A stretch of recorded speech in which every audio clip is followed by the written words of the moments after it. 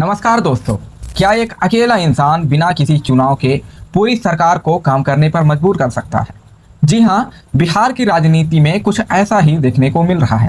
प्रशांत किशोर ने मंच से एक ऐसा दांव खेला कि बिहार के डिप्टी सीएम सम्राट चौधरी को रातों रात एक्शन मोड में आना पड़ा। बांकीपुर से पढ़े लिखे बच्चे अगर चाहे तो हमारे यहाँ नौकरी के लिए अप्लाई कीजिए।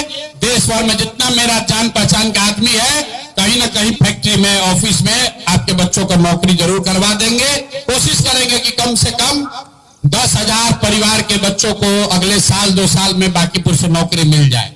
बात दरअसल ये है कि प्रशांत किशोर ने बांकीपुर के करीब 50 से 60 हजार परिवारों में से 10,000 बेरोजगार युवाओं को प्राइवेट सेक्टर में नौकरियां दिलाने का वादा किया। उन्होंने साफ कहा कि आप अपना सीवी लेकर आइए, नौकरी हम लगवाएंगे। आप सोचिए, बिहार जैसे स्टेट में जहां बेरोजगारी सबसे बड़ा मुद्दा है, वहां ऐसा सीधा ऐलान सरकार के गाल पर सीधा तमाचा था।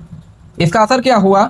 इस ऐलान के तुरंत बाद डिप्टी सीएम सम्राट चौधरी पटना के बापू सभागार पहुंचे और आनंद फानन में 2027 अभ्यर्थियों को अपॉइंटमेंट लेटर बांटे। लेकिन दोस्तों, कहानी यहीं खत्म नहीं होती।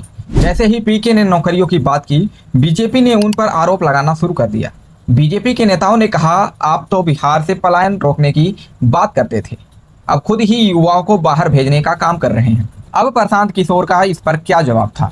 उन्होंने किसी डिप्लोमेटिक भाषा का इस्तेमाल नहीं किया था, बल्कि सीधे बीजेपी को चैलेंज दे दिया। भाजपा और सरकार कह रही है कि पलायन की बात रोकने को करते थे, अब पलायन कराएंगे। भाई तो बोल दे कि भाई नौकरी नहीं मिलना चाहिए। अगर भाजपा में दम है तो बोल दे कि 10,000 बिहार बांकीपुर के बच्चों को नौकरी नहीं मिलना चाहिए। ये बात भाजपा वाले बोल के दिखा दें। प्रशांत किशोर का तर्क बड़ा ही सीधा था। बिहार में ना तो कोई बड़ी फैक्ट्री है, ना बड़ी कंपनियां हैं, तो स्थानीय स्तर पर नौकरियां पैदा कैसे होंगी?